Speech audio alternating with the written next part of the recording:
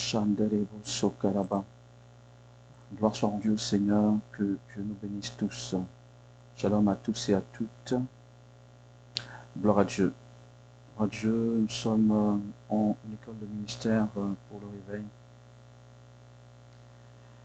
Et là, nous sommes donc à l'introduction. Je voudrais que vous puissiez très rapidement, en forme de Dieu, pouvoir rappeler cette école à qui, en principe, doit être présent et ne serait pas encore venu.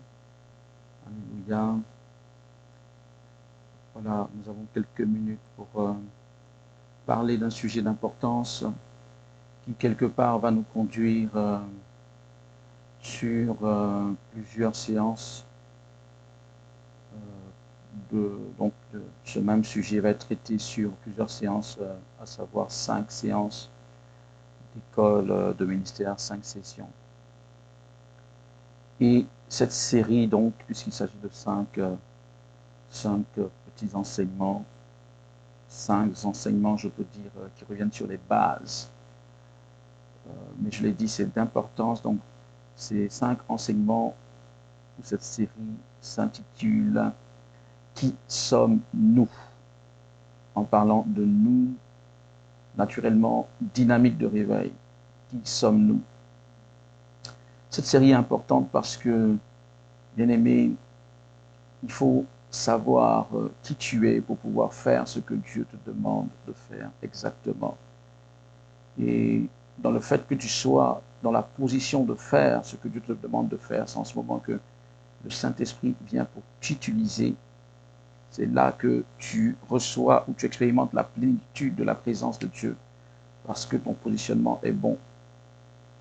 Donc voyez-vous, cette série que nous allons traiter sur ces 5 séances est fondamentale pour les personnes de la dynamique de réveil, est fondamentale pour toute nouvelle personne, même dans la dynamique de réveil. Donc disons que ces enseignements vont être utilisés pour que quelqu'un qui viendrait d'arriver dans la dynamique, ou même quelqu'un de l'extérieur qui voudrait savoir c'est quoi la dynamique de réveil, puisse se faire une idée plus précise. Et ça devrait pouvoir l'inciter à entrer dans la dynamique, et nous également qui sommes dans la dynamique, ça devrait donc nous permettre de mieux faire les choses. Alléluia. Donc on va y aller. Enfants de Dieu, qui sommes-nous? Aujourd'hui, cette session dont nous allons traiter dans le qui sommes-nous parle de... On commence à parler de notre identité et de notre spécificité en tant que dynamique de réveil. Qui sommes-nous? Qui sommes-nous? Disons que lorsqu'on va relater tous ces thèmes, ça va te permettre jusqu'à la fin non seulement d'avoir cette idée claire, mais je l'ai plus ou moins dit, je vais expliquer comment bien faire les choses pour arriver à où le Seigneur veut que nous arrivions, chacun d'entre nous, qui que ce soit qui est dans la dynamique de réveil, quel que soit le nombre d'années que tu as été dans cette dynamique ou même tu viendrais d'arriver, cette séance, cette série va te permettre de savoir comment bien faire les choses et pouvoir marcher de concert avec le Saint-Esprit de Dieu. Alors, notre identité, notre spécificité, qui sommes-nous? Ce qu'il faut dire dès le début, c'est que la dynamique de réveil est un regroupement de personnes. Mais ce regroupement de personnes est ce qu'on appelle un ministère et n'est pas une église. La dynamique de réveil est un ministère et n'est pas une église. Quoique l'église comme le ministère sont des regroupements de personnes. Je ne vais peut-être pas trop m'attarder sur certaines choses, on pourrait en dire beaucoup, mais on va essayer d'être assez pratique.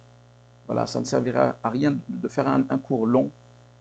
Certes, quelqu'un va dire ça enrichissant, mais à la fin, je ne veux pas simplement que tu sois rempli de connaissances, je veux que tu sois pratique. Je veux que des choses précises restent dans ta mémoire afin que tu sois capable demain de pouvoir agir en fonction de ce que tu as pu recevoir. Donc des choses assez claires, quelques points en fait. Voilà, nous sommes un ministère qui se différencie d'une église. Dans le sens que un ministère par définition est, en fait, le fait d'exercer un ministère est par définition le fait de servir Dieu. Dès le moment où on parle de ministère, on parle de service de Dieu. Vous voyez, je rentre directement dans le vif du sujet parce que justement, dès le début, ça permet de nous orienter.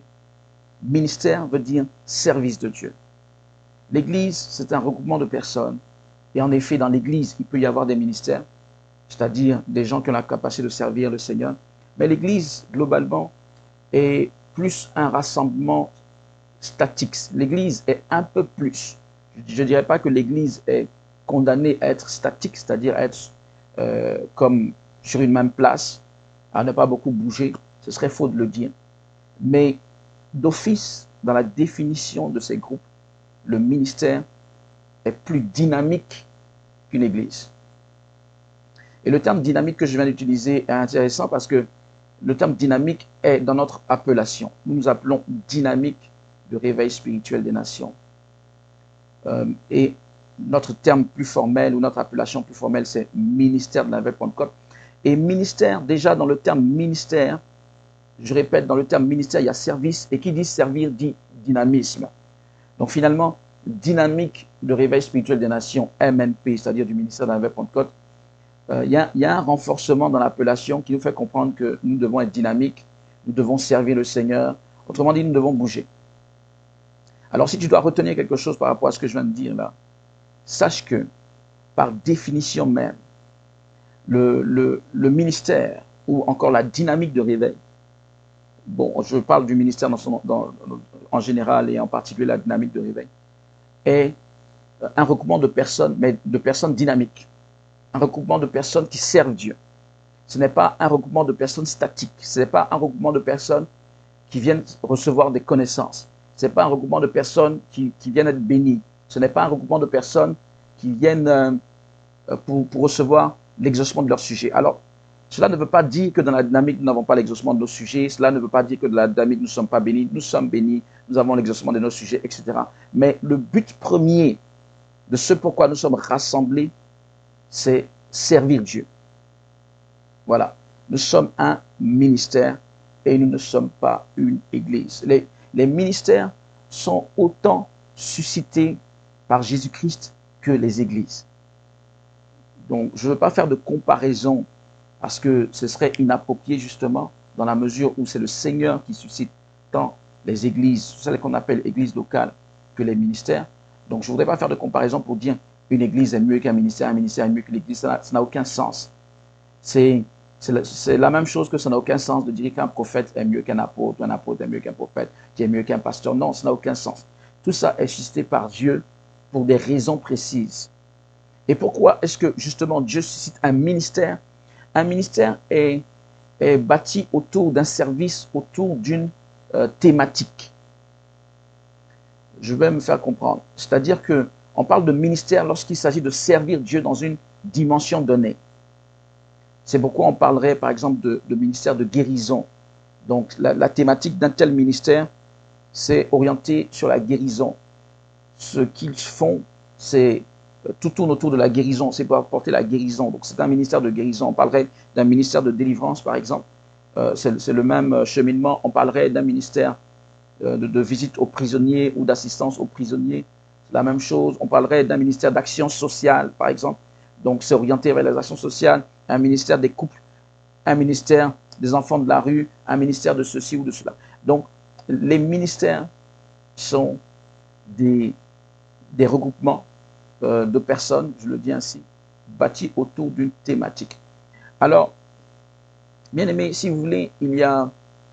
là, j'ai fait un petit raccourci parce que, initialement, ministère, le terme ministère est lié à une personne. C'est-à-dire que, voilà, un tel s'appelle Jacques, il a un ministère, l'autre c'est Jean ou Pierre ou Paul, etc. Chacun a son ministère. Donc, initialement, le terme ministère est lié à un appel individuel, est lié à un service que Dieu nous demande de faire pour lui. Mais le ministère, à un moment donné, devient un regroupement de personnes lorsque Dieu donne une thématique plus globale dans laquelle il appelle plusieurs personnes qui ont, c'est vrai, des ministères spécifiques, mais il les appelle tous à être sous une thématique globale. Donc, dans la Bible, par exemple, on le voit, il y avait des prophètes qui étaient souvent ensemble et ils exerçaient un ministère prophétique ensemble. On parle d'Agabus. Quand on lit, par exemple, dans l'Acte des Apôtres, en quelques occasions, ça parle d'Agabus, le prophète Agabus. Vous rendrez compte, bon, je vais vous donner peut-être une référence. Acte, le chapitre 11, versets 27 et 28, où il est écrit: en ce temps-là, des prophètes descendirent de Jérusalem à Antioche. Je répète, Acte, le chapitre 11, versets 27 à 28. En ce temps-là, des prophètes descendirent de Jérusalem à Antioche. L'un d'eux, nommé Agabus, se leva et annonça par l'Esprit qu'il y aurait une grande famille sur toute la terre. Elle arriva en effet sous Claude. On a, que ce soit dans l'Ancien Testament, dans le Nouveau Testament, on a justement des ministères. C'est-à-dire, cette fois-ci, c'est plus le ministère en tant que personne, mais c'est le ministère en tant que regroupement de personnes. Donc des gens qui ont un certain ministère, qui se mettent ensemble dans une thématique plus globale. Et voilà. Donc, enfants de Dieu, il faut comprendre que une église se réunit pour faire des réunions de culte, des réunions de prière, etc. Un ministère se réunit pour faire en réalité des réunions d'action. Il faut le comprendre. Un ministère, lorsqu'on parle de ministère, il faut plus penser à un quartier général de quelque chose. C'est comme une armée, c'est comme donc des gens qui se mettent ensemble pour une action. Donc c'est un QG de quelque chose. Et lorsque les gens d'un ministère se réunissent, c'est par rapport en principe à un impact, par rapport à une action, par rapport à un service de Dieu, par rapport à toucher, par rapport à agir d'une manière ou d'une autre. Donc, un ministère ou une dynamique comme la nôtre, on n'est pas statique. On ne vient pas dans la dynamique de réveil pour assister à quelque chose, c'est-à-dire pour être assis et assister, voir des gens faire quelque chose. Non. Ceci dit, pour qu'on se comprenne un peu mieux et que ça n'effraie personne, parlons donc de ce qui nous concerne. Je viens de dire, nous sommes un ministère, mais nous sommes un ministère, nous, de réveil. Et lorsque je parlerai du réveil, tu te rendras compte que le réveil, en fait, englobe tout. Donc finalement, un chrétien ne doit avoir aucune appréhension à entrer dans un ministère de réveil, à faire partie d'un ministère de réveil, à être formé dans le cadre d'un ministère de réveil, donc à être un serviteur de Dieu dans le cadre d'un ministère de réveil. Si tu m'as bien compris jusqu'à présent, dans ce que je viens de dire, un ministère est composé de serviteurs et de servantes de Dieu. Un ministère n'est pas composé simplement de gens qui se disent « je suis chrétien ». Donc un ministère, c'est quand même un niveau un peu supérieur à ce qu'on a de classique, c'est-à-dire un simple regroupement de personnes. Non, ce sont des gens qui sont là, je répète, qui se mettent ensemble, qui s'aiguisent mutuellement, mais pour une action. Alors, je parlais de réveil spirituel. Nous sommes un ministère de réveil. Donc, nous ne sommes pas seulement un ministère de guérison, nous ne sommes pas seulement un ministère de délivrance, nous ne sommes même pas seulement un ministère d'action sociale, nous ne sommes pas un ministère de ceci ou de cela, nous sommes un ministère de réveil. Et je dis, j'ai utilisé les termes seulement parce que le réveil spirituel englobe tout ce que je viens de citer et englobe d'autres choses. J'ai parlé de guérison, on pourrait parler de délivrance, on pourrait parler d'édification, et je vais expliquer pourquoi. Pourquoi est-ce que la notion de réveil spirituel englobe tout ceci. La notion de réveil spirituel englobe tous les aspects, en fait, de la vie chrétienne et englobe même tous les aspects de l'Église, parce que, en principe, quand tu lis Actes des Apôtres, tu te rends compte que l'Église n'a existé que par le réveil spirituel. Par définition, toute Église devrait être une Église de réveil.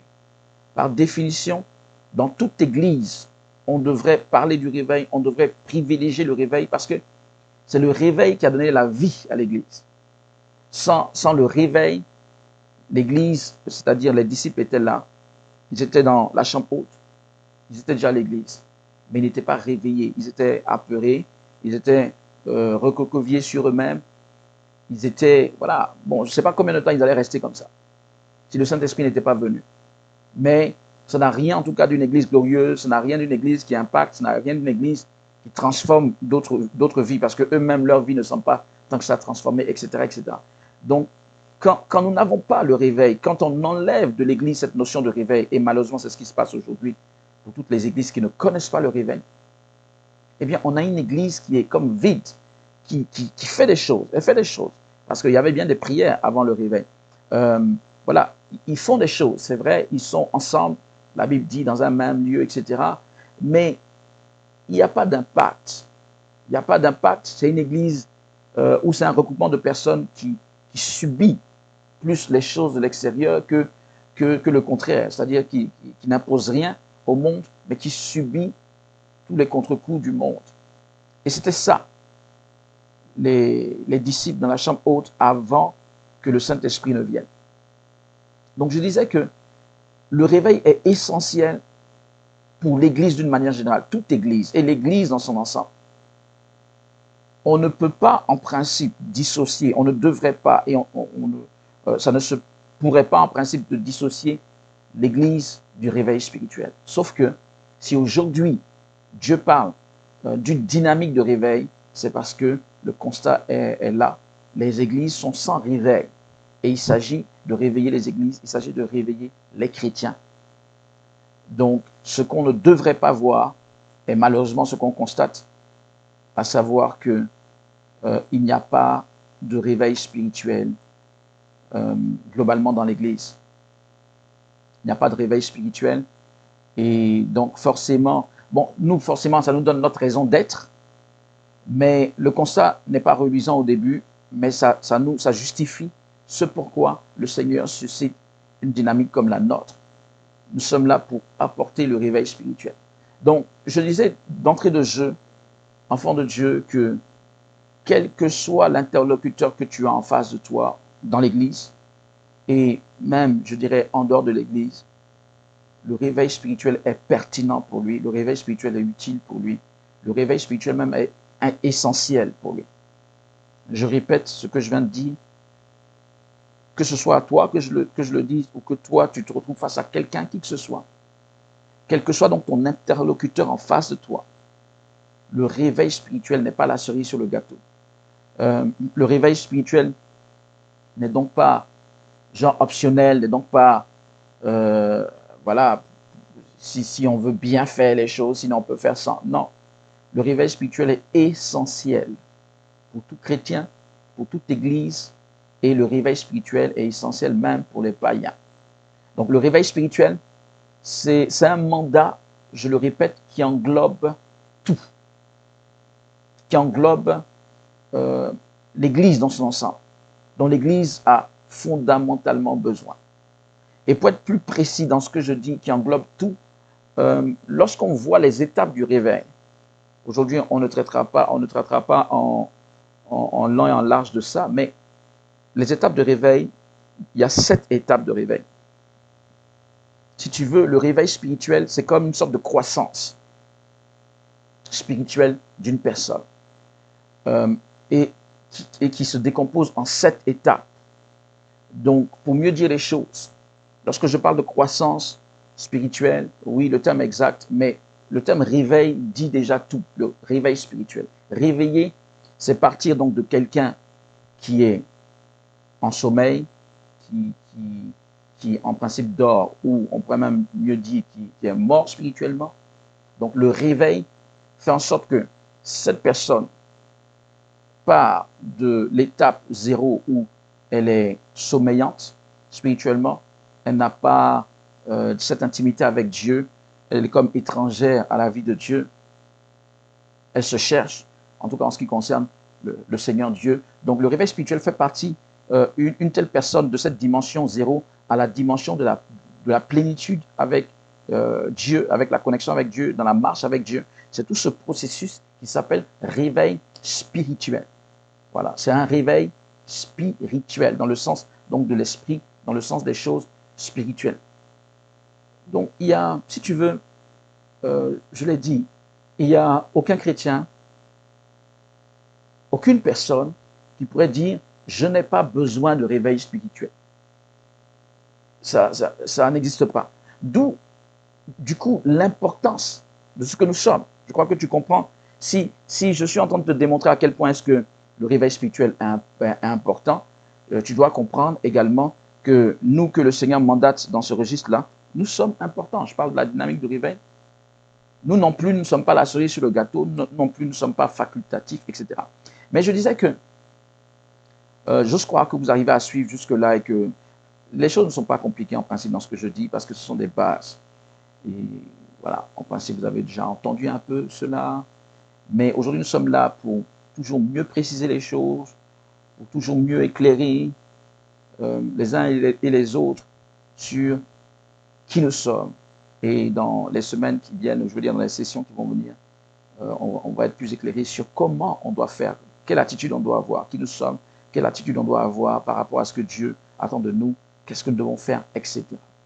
On va le faire dans un aspect assez pratique. Alors, 7 étapes de réveil qui font que le réveil spirituel, c'est cette croissance.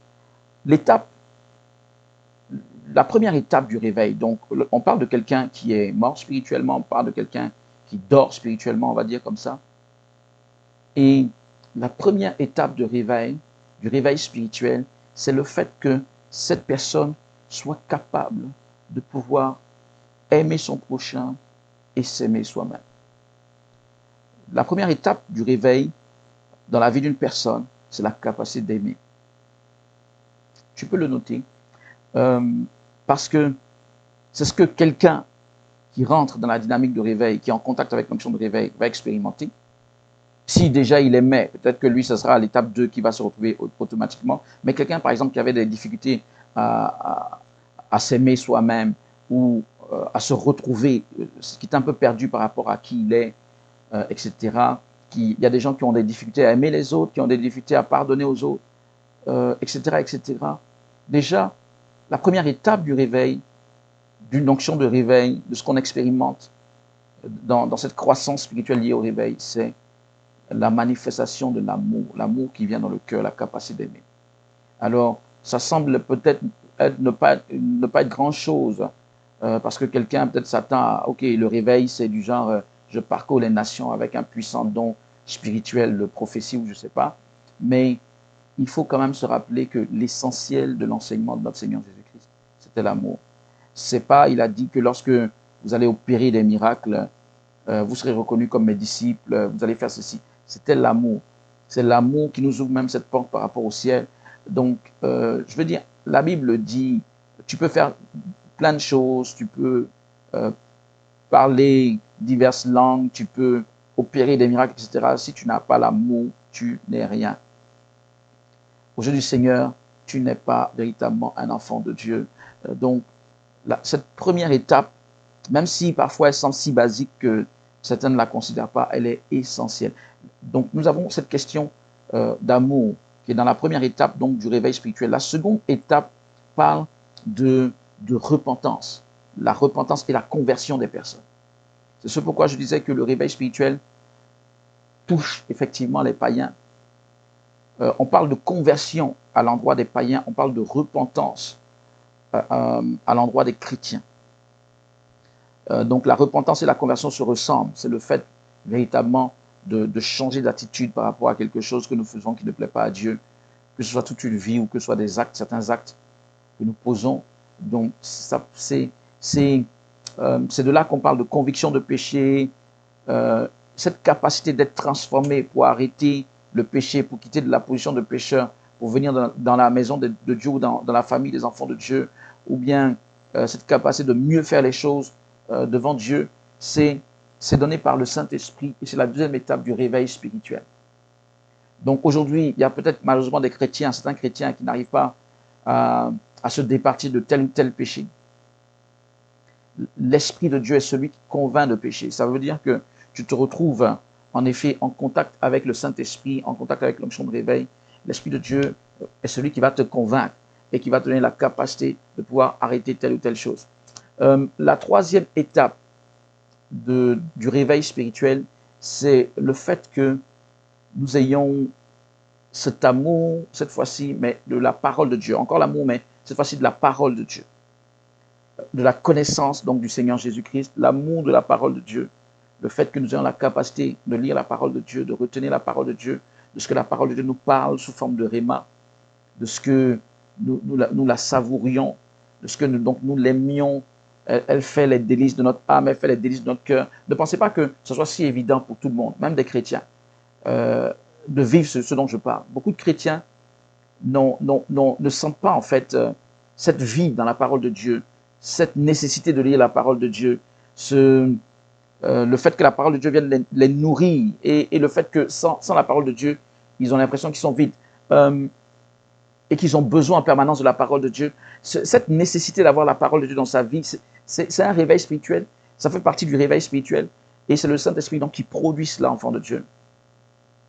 Donc voilà, je répète que beaucoup de chrétiens malheureusement peuvent être dans cette difficulté avec la parole de Dieu et ils ont tout intérêt à être dans une onction de réveil, rien que pour ça. La quatrième étape d'un réveil spirituel, c'est la capacité de communier avec Dieu par la prière, de communier avec Dieu par la prière. Donc, de prier et même de prier longuement. Alors, dans la dynamique de réveil, il y a certaines étapes que vous allez voir forcément se manifester. Telle étape va se manifester dans la vie d'une personne, telle autre étape va se manifester dans la vie d'autres personnes. Je me rappelle, lorsque je faisais l'école de ministère il y a quelques années, qu'on l'avait ouverte à cette époque, il faut dire que l'école de ministère il y avait pas mal de personnes à l'intérieur. Il y a beaucoup de gens qui rendaient des témoignages en ce qui concerne même la première étape, l'amour. L'amour, beaucoup de gens rendaient. C'est assez extraordinaire. Tu fais des cours, on faisait des cours, un peu comme celui-ci. Donc, ce n'est pas que forcément je priais pour les gens, mais les gens suivaient les cours. Et rien qu'en suivant les cours, en suivant les cours, ils expérimentaient un réveil spirituel. Au début, tu vas te dire, non, peut-être que c'est une personne, mais il y avait la récurrence de ces mêmes témoignages. Je n'arrivais pas à pardonner, maintenant j'arrive à pardonner, j'arrive à aimer les gens. C'est extraordinaire. Extraordinaire dans le sens que c'était même pas beaucoup de prières qu'on faisait, c'était des cours, mais l'onction de réveil était liée à ces cours, au point que quand les gens suivaient les cours, ils expérimentaient le réveil spirituel dans leur vie. Donc voilà, c'est les mêmes questions à propos de la repentance, l'étape 2, des gens qui étaient... c'est quand même bizarre ce que je vais dire, je sais que ce n'est pas beau ce que je vais dire, mais parfois vous ne savez pas, mais lorsqu'on a affaire aux personnes, on est un peu plus troublé de se rendre compte qu'il y a beaucoup de chrétiens qui luttent avec certaines choses, par exemple la masturbation. Des choses que je n'ose même pas dire ici, ça fait bizarre. Et tu as, après des témoignages de gens qui arrivent à être libérés de ces choses-là, c'est la matérialisation du réveil spirituel dans leur vie. Donc voilà, je voulais donner cet aperçu. Je disais que la quatrième étape donc, du réveil spirituel, c'est la capacité de prier. Et je crois que vous avez dû entendre beaucoup ça dans la dynamique de réveil. Je n'arrivais pas à prier, maintenant je prie pendant des heures. Vous voyez, il ne faut pas croire que la personne n'a jamais essayé de prier avant. Mais elle n'arrivait pas. Il faut comprendre cela. Il ne faut pas croire qu'elle n'était pas chrétienne ou elle n'était pas bonne chrétienne. Elle était chrétienne, elle était bonne chrétienne, je peux le dire ainsi, mais elle n'arrivait simplement pas parce qu'elle n'avait pas expérimenté cette onction de réveil spirituel.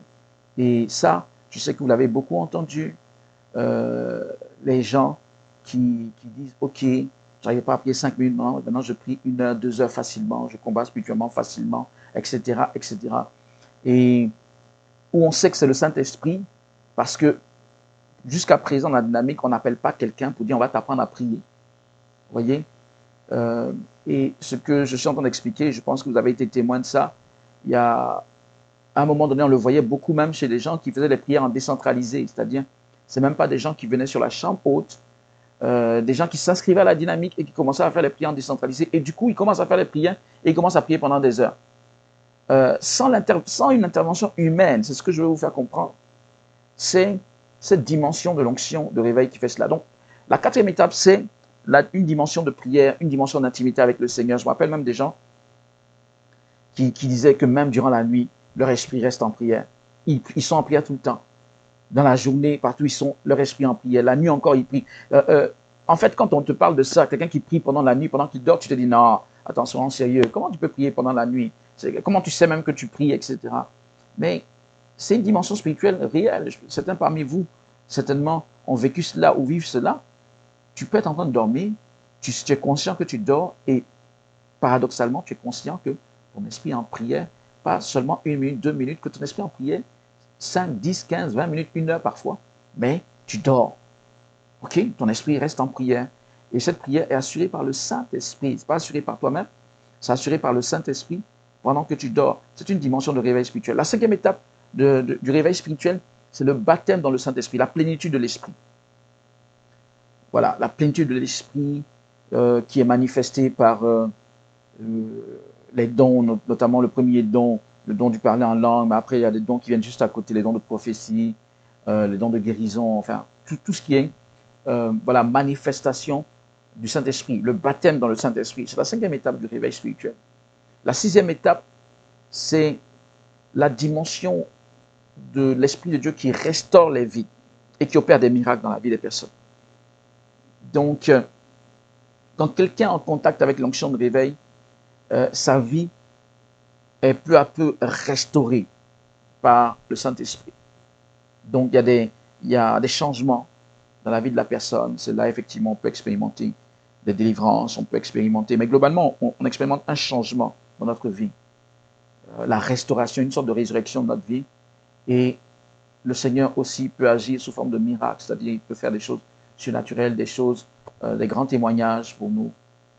Ça, c'est la 6e étape du réveil spirituel. Et la 7e étape du réveil spirituel, c'est l'étape, donc c'est la dernière étape, c'est l'étape où quelqu'un est debout et a la capacité de servir Dieu, d'impacter d'autres vies, d'impacter 10 vies, 20 vies, 30 vies, 100 vies, 1000 vies, 10 000 vies, etc. Dieu t'utilise. Donc, voyez-vous, on a balayé toutes ces étapes qui partent depuis la première étape, qui est l'étape de revenir dans l'amour, à l'étape en haut, qui est l'étape de je suis rempli du Saint-Esprit, je suis un instrument d'impact pour plusieurs vies. C'est ça le réveil spirituel. C'est ça que l'onction de réveil nous permet d'expérimenter. Et pourquoi est-ce que j'en parle? C'est ce que nous devons savoir pour marcher là-dedans. Le problème avec l'onction de réveil, c'est que l'onction vient justement avec une question de ministère. Donc ça, c'est toute onction d'une manière générale. Et c'est vrai aussi pour l'onction de réveil. Je répète, la question d'onction. Quand quelqu'un dit, Seigneur, je veux avoir ton onction, beaucoup ne savent pas, je veux être rempli de ton onction.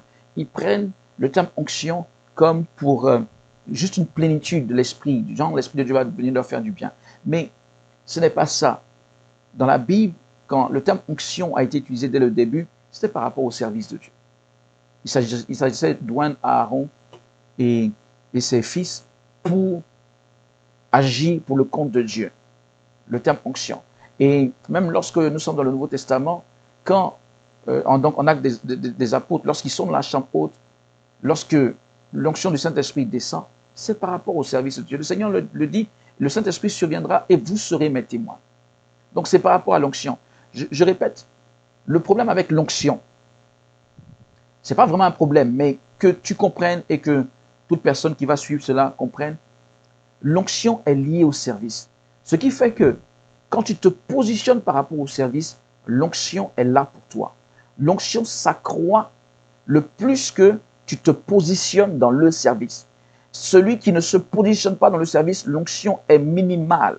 C'est un point important que je viens de vous relater là, et ça expliquerait pourquoi parfois des personnes peuvent être même dans la dynamique, mais il y a une petite onction qui est liée à leur vie.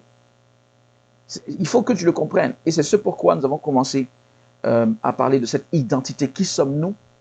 Parce que même dans la dynamique de réveil, il ne s'agit pas d'être dans la dynamique de réveil, de dire, ok, je suis dans la dynamique, mais du genre, j'assiste. Je suis dans la dynamique, mais je ne fais pas grand-chose. Je suis dans la dynamique, je suis dans un groupe. L'onction s'accroît ou l'onction vient en fonction de la manière que tu te positionnes par rapport au service. L'onction est toujours liée au service de Dieu, enfant de Dieu. Donc celui qui résiste au service de Dieu fait que l'onction qui devait être l'onction potentielle de sa vie ne se manifeste pas. Ça veut dire l'onction qui devait être dans sa vie, il reçoit peut-être le 10e de ce qu'il devait recevoir, ou même moins. Et celui qui réellement comprend ce dont je viens de parler, et certainement poussé par le Saint-Esprit, se positionne toujours mieux dans le service. Il reçoit peu à peu donc la bonne part. Il reçoit peu à peu donc cette onction jusqu'à atteindre la plénitude de l'onction qui est réservée à sa vie. Donc finalement, c'est comme un robinet, je peux dire. Mais on pense que c'est l'Esprit de Dieu qui a la main sur le robinet, mais c'est nous. En réalité, c'est nous. Je répète, l'onction est liée au service de Dieu. Donc, quand tu n'ouvres pas cette dimension, ce robinet du service de Dieu, l'onction coule en fonction de la manière dont tu ouvres ce robinet. C'est ce que quelqu'un doit comprendre. Si tu veux voir l'onction de l'Esprit de Dieu t'utiliser d'une manière particulière ou extraordinaire, tu dois te positionner dans la dynamique. Tu ne dois pas être seulement dans la dynamique, mais tu dois te positionner réellement dans la dynamique comme Dieu veut que tu sois. C'est-à-dire comme un serviteur, une servante de Dieu. C'est pourquoi il n'a pas voulu que la dynamique s'appelle Église et que la dynamique est ministère. Et que je vous ai dit que les ministères sont composés de serviteurs et de servantes de Dieu. Imagine-toi, je prends un exemple assez banal que tu comprendras parce que ça parle de la vie courante. Imagine-toi quelqu'un qui rentre dans une entreprise, qui est employé dans une entreprise et voilà, on dit fais ça et fais ça pour qu'à la fin, bon, c'est comme ça se passe dans toutes les entreprises, pour que tu aies un salaire. Tu as une tâche quand tu rentres dans une entreprise, tu as quelque chose que tu fais qui te différencie d'une autre personne, tu as une fonction, etc. Et en fonction de ce que tu fais, en principe, tu reçois un salaire. Je suppose quelqu'un qui rentre et qui résiste, il rentre, c'est vrai, dans l'entreprise, mais il ne veut pas faire la chose liée soit à l'entreprise, soit à ce qu'on lui demande dans l'entreprise. Mais à la fin, il veut un salaire, ou même mieux, ou pire, ça dépend d'où on se place. Il veut avoir toutes les bonnes choses, les équipements. Parce que l'onction, c'est comme un équipement. Je veux dire, il veut avoir tout l'équipement de travail, les blouses, tout ça, mais il ne veut pas travailler. Mais il veut le maximum de ces équipements, de ces bonnes choses, ce qu'on appelle des dotations, par exemple. Donc, ce qu'on donne, par exemple, pour travailler, il veut tout. Il veut le maximum ou la plénitude de ce qu'on donne pour travailler, mais lui, il ne veut pas travailler. Est-ce que c'est possible? Qui va faire ça dans une entreprise? Ce n'est simplement pas possible, ça ne se fera pas en enfant de Dieu. Donc, je suis en train de te faire comprendre que il ne s'agit pas d'être simplement dans un groupe. Surtout qu'on parle de Dieu, on parle du Saint-Esprit de Dieu, on ne peut pas le tromper. Il s'agit réellement de se mettre à fond dans ce que le Saint-Esprit veut. Et c'est là où je vais terminer pour parler de notre spécificité, nous, en tant que dynamique de réveil. Nous sommes, je l'ai dit, dynamique de réveil. Donc, dynamique, tu as un peu compris, c'est un rapport avec le ministère, donc on est dynamique, on doit être dynamique, on doit servir Dieu, etc. Réveil spirituel. J'ai expliqué les étapes du réveil. Mais le réveil spirituel est fait par le Saint-Esprit. Donc, la spécificité, en fait, de la dynamique de réveil, c'est que quand tu vas rentrer dans la dynamique ou quand tu rentres dans la dynamique, tu vas tout de suite voir une action du Saint-Esprit particulière parce que c'est lié, en fait, à notre mission, à notre mandat. Ce n'est pas pour nos beaux yeux, ce n'est pas parce qu'on s'appelle ceci ou cela, ce n'est même pas parce qu'on s'appelle dynamique de réveil, c'est à cause de la mission que Dieu nous donne. Donc, il y a une action du Saint-Esprit de base déjà. C'est pourquoi même quand quelqu'un n'a encore rien fait, quand il rentre dans la dynamique, il sent un changement. Parce qu'il y a une action du Saint-Esprit de base qui est certainement un peu plus grande que dans d'autres regroupements. Pourquoi? À cause de la mission. Je ne suis pas en train de nous vanter ou quoi, je suis en train de vous expliquer les choses. Mais cette action du Saint-Esprit que l'on sent, c'est le début. C'est dans cette action du Saint-Esprit que tu sens au début que tu dois maintenant te positionner pour que l'Esprit de Dieu t'emmène dans une dimension particulière, liée au mandat de réveil. Donc, qu'il fasse de toi un instrument de réveil. En principe, on ne rentre pas pour sentir cette action-là et puis rester à ce niveau minimal, juste parce que c'est différent de ce que j'avais avant. Donc, je sens une amélioration, mais je ne fais pas grand-chose. Et C'est le problème de beaucoup de gens, malheureusement, qui, ces dernières années, sont rentrés dans la dynamique de réveil, c'est-à-dire qui, maladroitement, veulent rester dans le bénéfice de cette amélioration de leur vie par cette onction de réveil, mais qui ne veut rien faire de plus. Qui veulent rien faire de plus. Et c'est dommage parce que tu vas attrister le Saint-Esprit finalement à faire cela. Ce n'est pas pour ramener des gens à ne rien faire que le Seigneur constitue une dynamique et un ministère de ce genre. Lorsqu'il fait rentrer des gens dans le ministère, c'est pour que ces gens se lèvent pour lui. Ce n'est même pas pour le prophète Élisée Kouakou ou qui que ce soit sur la terre, c'est pour le Seigneur. Donc quand on rentre dans la dynamique de réveil, la spécificité, c'est que tu sens cette onction et tu dois commencer à marcher avec cette onction. Tu dois commencer à effectivement traiter avec l'onction du Saint-Esprit, je veux dire avec la personne du Saint-Esprit. Dans les prochaines sessions, on parlera de ça. On parlera de comment bien faire les choses avec le Saint-Esprit. Mais dans cette séance-ci, qui est une séance quand même introductive, ça parle, si vous voulez, juste au début, effectivement, de notre identité, de qui nous sommes. Nous sommes un ministère de réveil et nous avons une particularité avec le Saint-Esprit, enfant de Dieu. Donc, quand tu seras à l'intérieur ou quand tu es à l'intérieur, tu sentiras cette mouvance ou cette action de l'Esprit de Dieu. Mais vous aurez compris, finalement, cette action du Saint-Esprit de Dieu s'accroît à la mesure que nous faisons les choses, individuellement et collectivement. Si chacun de nous, et c'est ce que le Seigneur attend de nous, chacun de nous va au maximum donc, de ses possibilités, est engagé, parce qu'un ministère, je parlais de dynamisme ou d'être dynamique, ça parle également d'engagement, ça parle de service de Dieu, mais ça parle d'engagement. Disons, ce qui différencie un ministère d'un don, c'est l'engagement. Quelqu'un peut être utilisé dans un don spirituel, mais quand tu es utilisé dans un ministère, quand tu exerces un ministère, c'est plus que la dimension de don. Tu ne peux pas être dans la dynamique de réveil pour être dans une dimension de don. Donc, qu'est-ce que je veux dire par là? La dimension de don, c'est une dimension occasionnelle. Ok, je suis utilisé quelquefois.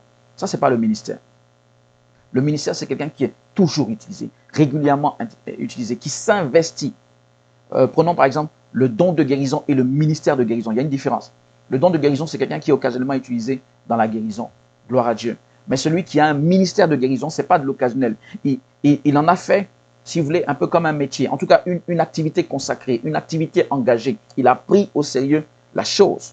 Donc, ça fait maintenant qu'on ne parle plus de don, on parle de ministère. Donc, lorsque tu es dans un ministère comme le nôtre, ça parle de base d'engagement, enfant de Dieu.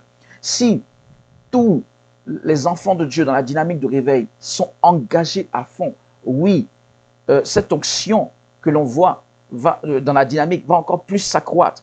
En plus que naturellement elle s'accroît dans la vie de chacun, qui va au potentiel de ce que Dieu a en réserve pour sa vie, mais globalement même dans la dynamique, parce que tout le monde fera la chose correctement, l'onction s'accroîtrait plus. Et en effet, cela sera plus traduit en termes d'impact, parce que c'est ce pourquoi l'onction est là, en termes donc de transformation des vies des personnes, c'est-à-dire en termes de réveil spirituel.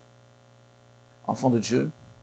Donc pour cette séance-ci, tu as eu comme des informations dans le sens de comprendre des choses, mais dans les autres séances qui viendront, à un moment donné, il ne s'agira pas simplement de comprendre, mais ce sera lié à des actions. On t'expliquera des choses, tu comprendras, mais ce qu'on t'expliquera, tu devras te mettre dans la chose parce que c'est ce pourquoi il y aura cette séance ou cette série, c'est pour qu'on comprenne comment nous devons faire les choses et qu'on les fasse. Pas simplement qu'on comprenne, ok, l'Esprit de Dieu veut qu'on fasse ça comme ça et on est là, on le regarde. Non, il veut qu'on fasse les choses comme ça et on les fait. Et ce qu'il y a de beau, c'est qu'au fur et à mesure que tu fais, il y a un renforcement de cette alliance entre toi et Dieu, et entre toi et le Saint-Esprit. Et l'Esprit de Dieu remplit toujours plus ta vie. L'Esprit de Dieu, tu utilises toujours plus. Je répète, tout le monde y trouve son compte. C'est pourquoi le Seigneur permet cela. Alléluia. Donc, bien aimés, terminons là, nous sommes ministère, nous sommes donc une dynamique. Notre spécificité, c'est le réveil spirituel qui parle donc du Saint-Esprit et Nous sommes tous appelés dans la dynamique de réveil, à être des intimes du Saint-Esprit, à être même des instruments de l'Esprit de Dieu. Nous sommes tous appelés. Et ce n'est pas un appel du genre, ah, ok, ça va arriver dans 10 ans, dans 20 ans. Non, c'est la base même. C'est ce pourquoi Dieu t'envoie dans la dynamique. Ce n'est pas seulement mes problèmes seront résolus, parce que j'ai parlé de la 6e étape du réveil spirituel où on dit restauration et miracle. Donc quelqu'un qui est dans cette dimension aura sa vie restaurée, etc. Mais ce n'est pas seulement pour que mes problèmes soient résolus, pour que j'ai ceci. Oui, le Seigneur va le faire, mais s'il t'envoie dans la dynamique de réveil, réellement, c'est pour que tu te positionnes comme un serviteur, une servante de Dieu. Et là, les choses vont basculer à une autre dimension. Donc s'il te plaît, je suis dans la dynamique, terminons par là, ne traîne pas les pieds. Ne fais pas les choses comme tu es forcé. De plus en plus, à travers, par exemple, cette série, tu comprendras pourquoi telle chose est demandée par le Seigneur. Et même s'il y a des choses que tu ne comprendrais pas, tu as toujours cette opportunité d'aller vers le Saint-Esprit, d'aller au Saint-Esprit et lui poser des questions et il te précisera pourquoi. Ok? Pourquoi est-ce que nous faisons ceci? Pourquoi est-ce que nous faisons cela? J'encourage tout le monde à le faire. Certains parfois peuvent dire, ah, vous priez beaucoup dans la dynamique. C'est une exigence du Seigneur pour le réveil spirituel. Ce n'est pas parce que simplement on le souhaite. C'est une exigence, par exemple. Donc, au lieu de dire, ah, ok, vous dans la dynamique, vous priez beaucoup, donc je quitte, quelqu'un devrait plutôt demander au Seigneur pourquoi, même nous demander à nous. Et comprendre que si Dieu veut faire de lui un instrument de réveil, c'est une étape par laquelle il doit passer. Que sa vie de prière soit à un certain niveau pour être cet instrument. Que Dieu nous bénisse tous. Portez-vous tous très bien. Rendez-vous pour la prochaine séance qui va nous parler de comment, la prochaine séance va nous parler de comment s'approprier la vision. C'est-à-dire, j'ai parlé de cette vision de réveil ou, si vous voulez, de ce que le Saint-Esprit attend de nous. Mais comment, on va en parler la semaine prochaine, comment ne pas être simplement comme quelqu'un qui est à l'intérieur, mais qui flotte. À un moment donné, il faut, justement, pour arriver à être un serviteur, une servante de Dieu, il faut s'approprier. Il faut que la chose dont je viens de te parler, par exemple, devienne ta chose. Elle n'est pas la chose du prophète Élisée, elle n'est pas la chose de telle ou telle personne, parce que je sais, parfois c'est le problème des gens, ils voient des personnes engagées, ils disent non, la dynamique c'est pour eux. La dynamique n'est pas pour quelqu'un, la dynamique est pour, si tu veux, oui, pour ceux qui s'approprient la vision. Mais tant que tu ne t'appropries pas la vision, tu auras l'impression que d'autres sont mieux positionnés que toi, ou bien peut-être sont plus en vue. C'est pas ça en réalité. C'est à chacun de nous approprier la chose. Donc ce sera pour la semaine prochaine. Que Dieu vous bénisse et on en parlera la semaine prochaine. Comment pouvoir t'approprier la chose, que ça devienne pour toi et que tu vives la chose. Et que voilà, personne ne te poursuivra plus pour faire ceci ou cela. Tu auras cela en toi, comme moi j'ai cela en moi. Allez, que Dieu nous bénisse tous. Shalom, shalom.